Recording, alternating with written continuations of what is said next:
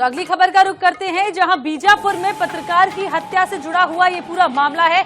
आरोपी सुरेश चंद्राकर को हैदराबाद से गिरफ्तार कर लिया गया है। सूत्रों के हवाले से ये खबर आपको बता रहे हैं। आरोपी का भाई रितेश चंद्राकर रायपुर एयरपोर्ट से गिरफ्तार हुआ है। ये सूत्रों के हवाले से जानकारी दे रहे हैं। बीजापुर पुलिस की संदेही रितेश चंद्राकर को लेकर रवाना हुई है और बीजापुर पुलिस ने रायपुर क्राइम ब्रांच की मदद से किया गिरफ्तार। आखिरी फ्लाइट से दिल्ली भागने की तैयारी थी।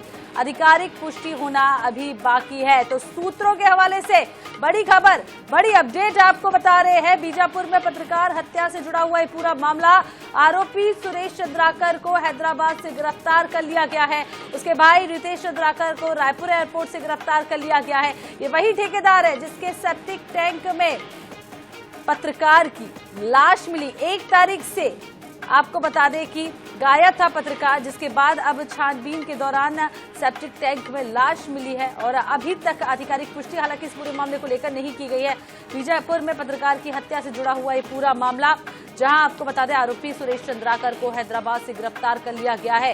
इसके अलावा उसके भाई रितेश चंद्राकर को भी रायपुर एयरपोर्ट से गिरफ्तार कर लिया गया है। सूत्रों के हवाले से बड़ी अपडेट आपको दे रहे हैं।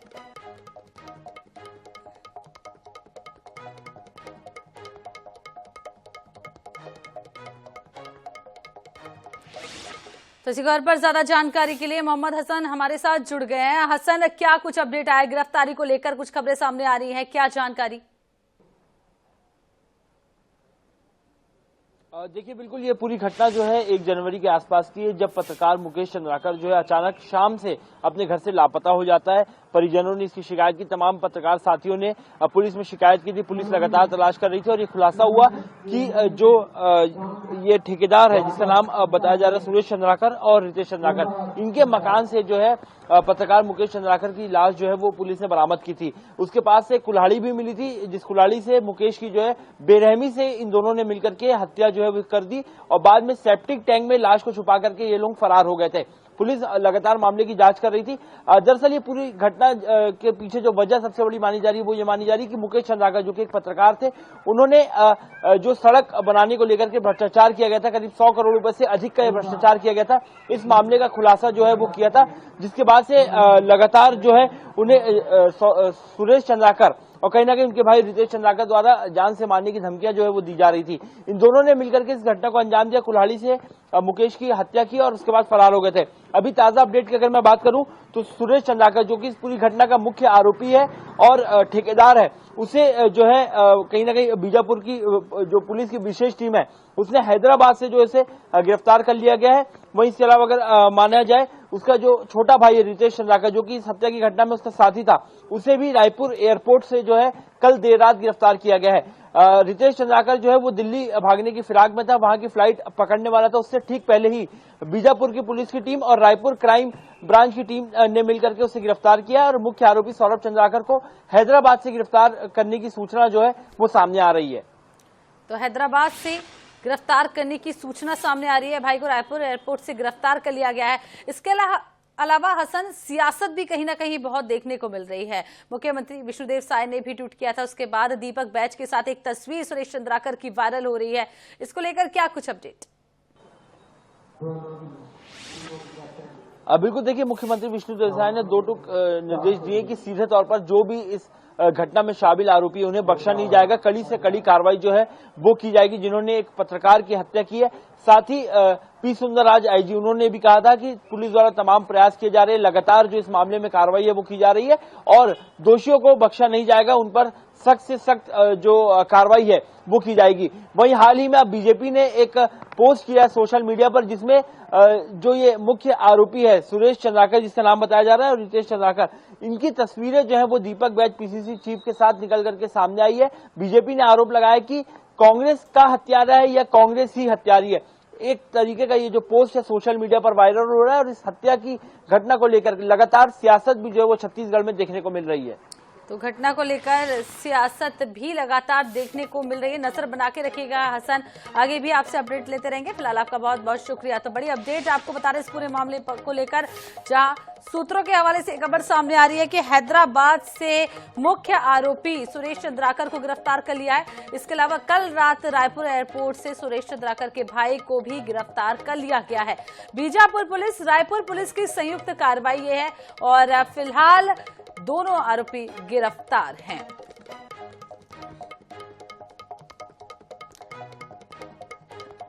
तो अब रुक कर लेते हैं बस्तर का, जहां जीवनानंद हलदर ज्यादा जानकारी के साथ हमारे लिए जुड़ चुके हैं। जीवनानंद, विरोध प्रदर्शन बस्तर में लगातार हो रहा है, पत्रकार सड़कों पर उतर आए हैं, पत्रकार के न्याय की मांग कर रहे हैं, क्या कुछ पूरी जानकारी? निश्चित रूप से को बता देना चाहूंगा, ये बस्तर के लिए बड़ा दुखद समाचार है कि एक युवा पत्रकार को इस प्रकार की निर्मम हत्या करना। आपको बता देना चाहूंगा कि जो मुकेश चंद्राकर जिस खबर को लेकर उसने प्रसारण किया था और उसके चलते उसके बीच जो मतभेद हुआ और इसी नतीजा है कि उस चंद्रकार को मुकेश चंद्रकर को मौत के घाट उतार दिया। आपको ये भी बता देना चाहूंगा कि अगस्त महीने के जब भारी बारिश हुई थी बीजापुर में, उस समय जो नेलेसनर से जो सड़क बनाया था चंद्रकर के द्वारा, वो पूरे तरह ढह गया था। करीबन 120 करोड़ की है, जिसकी खबर सभी चैनलों ने दिखाई, खास करके INS 24/7 ने भी इस खबर का प्रसारण किया और इसका अपडेट जो है सीएम से भी लिया गया कि बस्तर में भारी भ्रष्टाचार हो रहा है। उसी समय मौजूदा सीएम विष्णुदेव साय जी ने भी यह आश्वासन दिया गया था कि किसी भी भ्रष्टाचारी को बख्शा नहीं जाएगा, उसको जेल में डाला जाएगा। अगर इस 5 महीने के भीतर अगर उस भ्रष्टाचारी जो हत्यारा है उसे अगर गिरफ्तार पुलिस कर लिया होता तो शायद इस मुकेश चंद्रकर का मौत नहीं होती। इसी बात को लेकर पूरे समूचे बस्तर के जो पत्रकार में आक्रोश है, पूरा सरकार की किरकिरी हो रही है कि बस्तर में इस तरह से जो निर्मम पत्रकारों के ऊपर हो रहा है कहीं न कहीं निंदनीय है। वर्तमान में तो प्रदेश के सभी पत्रकार जो है बीजापुर में कुछ कर चुके हैं, बड़ा आंदोलन करने की चेतावनी भी दे दिए गए हैं। तो निश्चित रूप से बस्तर में पत्रकारिता करने की चुनौती तो है ही। एक तरफ नक्सलियों के घर में मान में जाकर पत्रकारिता करते हैं, वही अगर इस भ्रष्टाचारी के जो ठेकेदार है उनके अगर निशाने में पत्रकार आएगी तो कहीं न कहीं जो बता संविधान का चौथा स्तंभ है वो कहीं न कहीं उसकी निशाने पर है। तो कुल मिलाकर कहा जाए कि ये जो बस्तर के लिए बहुत क्षति है, क्योंकि युवा पत्रकार के ऊपर हमला होना, उन्हें हत्या कर देना और उसे उनके और जो तमाम पत्रकार है उनको भी कहीं ना कहीं जेल में डाल देना, इसे लेकर पत्रकार में भारी आक्रोश है। वर्तमान में पूरा पत्रकारों में भारी आक्रोश है और यहाँ पर सड़कों पर पत्रकार उतर आए हैं।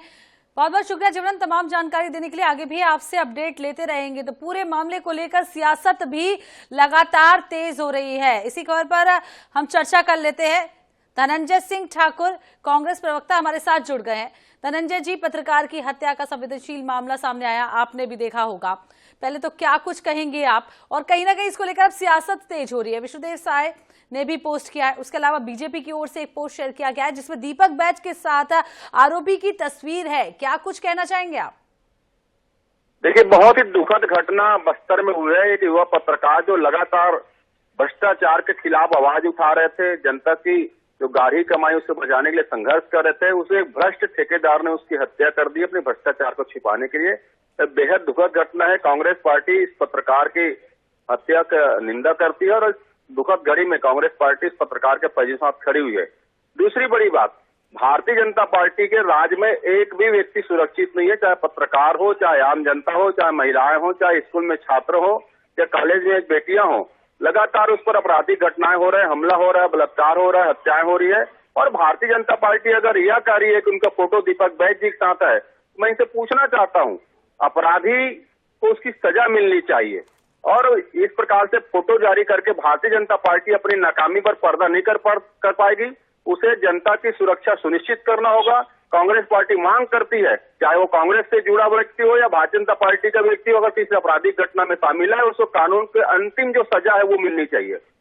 तो कानून से अंतिम सजा जरूर मिलनी चाहिए, लेकिन कहीं ना कहीं ये तस्वीर अब सोशल मीडिया पर वायरल हो रही है। हर ओर से बयान सामने आ रहे हैं और आरोपी है सुरेश चंद्राकर। ऐसे लोगों से संबंध होना कांग्रेस पार्टी के दिग्गज लोगों का, क्या कुछ कहेंगे आप? देखिए, क्या जिस समय कांग्रेस पार्टी को सदस्य लिया, क्या उस समय हत्या का दोषी था वो, क्या हत्या का आरोपी था? और कांग्रेस सही नहीं, भारतीय जनता पार्टी में बहुत सारे लोग जुड़े हुए हैं। क्या वो किसी मामले में कल फंस जाएंगे तो उसकी जिम्मेदारी क्या विष्णु साय जी लेंगे? ये हम तो कह रहे हैं ना, अगर कांग्रेस पार्टी से जुड़ा हुआ है, अपराध में शामिल है, उसको कड़ी सजा मिले। कांग्रेस पार्टी उस अपराधी को बचाने के लिए भारतीय जनता पार्टी की तरफ सड़कों पर प्रदर्शन नहीं करेगी। हम तो मांग करते हैं परिजनों को न्याय मिले, उस आरोपी को कड़ी से कड़ी सजा मिले और अपराधियों को बचाने का चरित्र भारतीय जनता पार्टी का पूरे देश ने देखा है। जी धनंजय जी, यहाँ पर हमारे साथ अमित चिमनानी जी भी जुड़ गए हैं, भाजपा मीडिया प्रभारी। अमित जी, बहुत बहुत स्वागत है। आनएस 24/7 में संवेदनशील मामला सामने आया, दुखद खबर ये सामने आई जहाँ एक पत्रकार की ऐसे हत्या कर दी जाती है, उसके बाद सेप्टिंग टैंक में 3 दिन बाद लाश मिलती है। पहले तो किस तरीके से देखते हैं इस पूरी घटना को आप, और इसको लेकर एक तस्वीर भारतीय जनता पार्टी की ओर से साझा की गई है सोशल मीडिया पर, उसे लेकर क्या कुछ कहेंगे आप? सबसे पहले तो मैं मृतक के प्रति श्रद्धांजलि अर्पित कर रहा हूं। हमारे भाई थे, युवा साथी, अच्छे पत्रकार थे और उनके परिवार के प्रति संवेदनाएं व्यक्त कर रहा हूं। देखिए, ये विषय राजनीति का नहीं है, लेकिन एक प्रश्न सबके मन में जरूर है कि अगर बलौदा बाजार में कलेक्ट्रेट और एसपी ऑफिस जल रहे हैं तो कांग्रेस के लोग हैं। सूरजपुर में अगर एक 11 साल की बच्ची और उसकी मां की हत्या हो रही है तो एनएसयूआई का जिला अध्यक्ष उसको कर रहा है। जो हमारे संत है कबीर मुनि साहब, अगर उनके ऊपर हमला हो रहा है तो कांग्रेसी लोग कर रहे हैं। यहाँ पर अगर फायरिंग हो रही है तो यहीं पर, तो उसमें कांग्रेस के मेयर के नजदीकी लोग हैं। तो आखिर हर अपराध के पीछे कांग्रेस का कनेक्शन क्यों है, ये तो जनता पूछेगी। और बार बार कांग्रेस पे ये आरोप भी है कि सत्ता से जाने के बाद कहीं न कहीं आपराधिक तत्वों को प्रश्रय देना और उनसे अपराध करवाना, इसके आरोप कांग्रेस के ऊपर लग रहे हैं जो गंभीर हैं। मैं ये सुनिश्चित करवाना चाह रहा हूं, कहना चाह रहा हूं, आश्वस्त करना चाह रहा हूं कि इस मामले में जो दोषी है उसमें कांग्रेस के कहने की जरूरत नहीं है। कड़ी से कड़ी सजा निश्चित तौर पर मिलेगी, लेकिन कांग्रेस के ऊपर जो आरोप लग रहे हैं उसका जवाब उनको बड़ी संवेदनशीलता से देना चाहिए। मामला गंभीर है। तो मामला गंभीर है, अमित चिमनानी जी कह रहे, क्या कुछ कहेंगे धनंजय जी आप?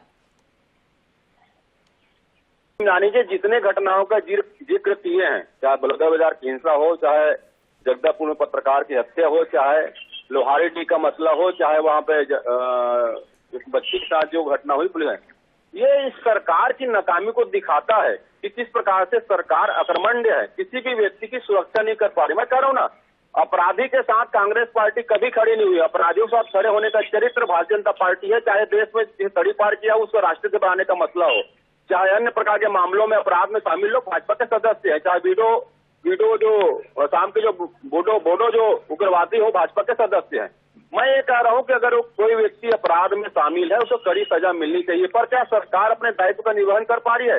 इतने सारे मामले हुए, मतलब सरकार की अकर्मण्यता को दिखाता है। गृह मंत्री विजय शर्मा कानून व्यवस्था संभाल नहीं पा रहे हैं, विष्णु साय जी प्रदेश जनता की सुरक्षा नहीं कर पा रहे हैं। ये स्पष्ट हो गया, इस सरकार को रहने की कहीं न कहीं नैतिकता नहीं है। इन दोनों व्यक्ति को, चाहे मुख्यमंत्री जी हो या गृह मंत्री, उनकी इस्तीफा देना चाहिए। हम तो कह रहे हैं ना, अपराधी है, कड़ी सजा मिले।